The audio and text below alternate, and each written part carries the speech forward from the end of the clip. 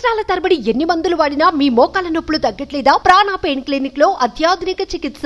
BRS MLC కవిత bail petition పై తెలంగాణ రాష్ట్రంతో పాటు దేశవ్యాప్తంగా ఉత్కంఠ నెలకొంది. కవితకు బెయిల్ వస్తుందా రాదా అనే అంశంపై సర్వత్రా ఉత్కంఠ నెలకొంది. ఈ నేపథ్యంలో కవిత బెయిల్ పిటిషన్ పై నేడు సుప్రీంకోర్టు విచారణ జరపనున్నారు.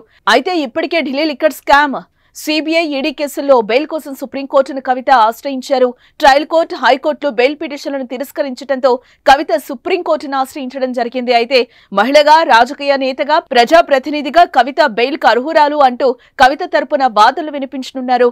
కవిత బెయిల్ పిటిషన్ పై justice B R Gavai, justice Viswanathan ధర్మాసనం విచారణ జరపనుంది.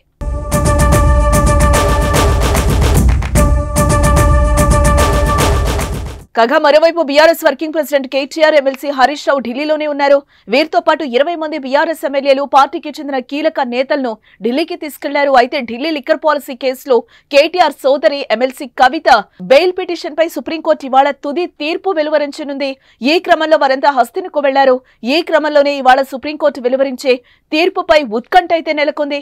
ఈ కేసులో ఇప్పటికే నిందితులుగా ఉన్న కేజ్రీవాల్, మనీష్ సిసోడియాలకు కూడా బెయిల్ లభించింది. దీంతో కవితకు కూడా బెయిల్ వస్తుందని బీఆర్ఎస్ శ్రేణులు ఆశాభావం వ్యక్తం చేస్తున్నాయి. మరోవైపు అటు కవిత ఆరోగ్యం కూడా బాగలేకపోవడంతో ఆమెకు బెయిల్ వస్తుందని అంతా భావిస్తున్నారు.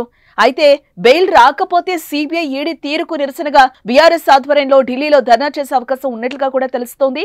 ఇక కవిత ప్రస్తుతం ఢిల్లీలోని తిహార్ జైల్లోనే ఉన్నారు.